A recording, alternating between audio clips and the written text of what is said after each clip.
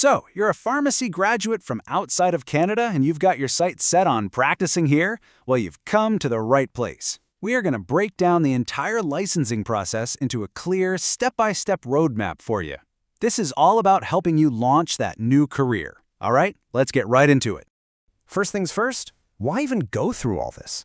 Let's talk about the potential reward. Take a look at this number, 112,000 Canadian dollars. That's at the upper end of the national average salary for a pharmacist. It's a pretty compelling figure, right? And it really shows you how much demand there is and how respected the profession is across Canada. And it doesn't stop there. That earning potential just keeps growing. As you build your career, you can see a really clear path forward. You might start around 85 grand, but you'll be hitting six figures at mid-career, and you could even go past $140,000 with enough experience. The big takeaway here is that this isn't just about getting a job. It's about building a career with some serious long-term financial growth. But you know, it's not all about the money. The opportunity itself is real, and it's getting bigger. Think about it. Canada's healthcare system is expanding, and the population is getting older. That means qualified pharmacists are needed, badly, all over the country. We're talking community pharmacies, hospitals, you name it. Okay, so you're sold. How do you actually begin? Well, the very first phase of this whole process is what we're calling the gateway. This is where you officially put your name in the hat and start your quest to get into the Canadian system. And listen up, because this is important. Every single international pharmacy graduate, or IPG as you'll hear it called, has to start right here. Think of Pharmacists Gateway Canada as the official front door. It's the central hub for absolutely everyone. There are no shortcuts. This is a non-negotiable first step. This whole first phase really just boils down to three key things. First, you enroll with the Gateway. That gets you your national ID number. Second, you get all your documents together and submit them to be evaluated. And third, you have to pass an initial evaluating exam. Once you knock out these three steps, that's what officially confirms you're eligible to even try for the main licensing exams. Now let's talk about an organization you are going to get to know very, very well, the PEBC. That stands for the Pharmacy Examining Board of Canada. Basically, their whole job is to look at your qualifications and make sure your education and skills are up to the high standards required to practice safely here in Canada. And to do that, you're going to need to pull together some key paperwork. We're talking your degree certificate, your final transcripts, and proof that you're currently registered with your home country's pharmacy council. Oh, and here's a super critical detail. If any of your documents aren't in English or French, you have to get a certified translation.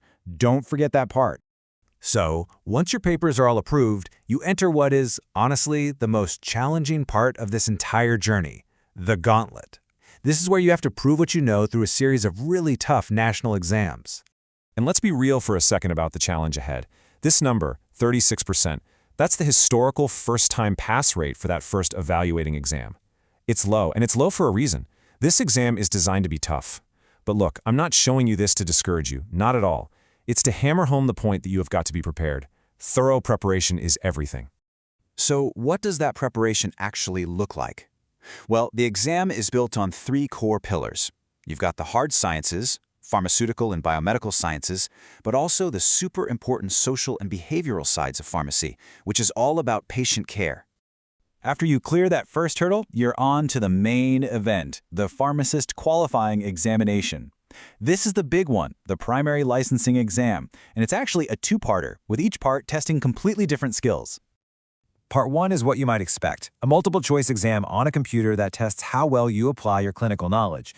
But Part 2, the OSCE, that is a whole different ballgame. It stands for Objective Structured Clinical Examination. This is a hands-on, practical exam where you'll actually interact with actors who are pretending to be patients. It's testing your communication and problem-solving skills in real time. It's intense. Passing those exams is a massive achievement, a huge milestone. But guess what? You're not quite done yet. The next phase is the apprenticeship. This is where you finally bridge that gap between all the theory you've learned and the day-to-day reality of actually working in a Canadian pharmacy. Now, before you can even start that practical training, there's one more thing you have to do. Prove your language skills. You'll need to hit a minimum score on a standardized test, like the IELTS or TOEFL. This is just to make sure you can communicate clearly and effectively with both your patients and your colleagues. It's a safety thing. And that leads you to the mandatory internship. This is not just about getting a job to pass the time. It's a structured, supervised training period where you get to apply everything you've learned, but under the watchful eye of a licensed Canadian pharmacist. It's absolutely essential for learning the ropes of the Canadian system. So how long does this take? Well, the exact number of hours is actually set by the province where you want to work, but it usually falls somewhere in this range, between 600 and 1,000 hours of supervised, hands-on practice. All right, we are on the home stretch now. You've passed the exams, you've finished your training, you're almost there. This last section is all about that final administrative step, and, importantly, a transparent look at how much this whole thing is going to cost you. This is it, the moment all that hard work has been leading to, getting your actual license.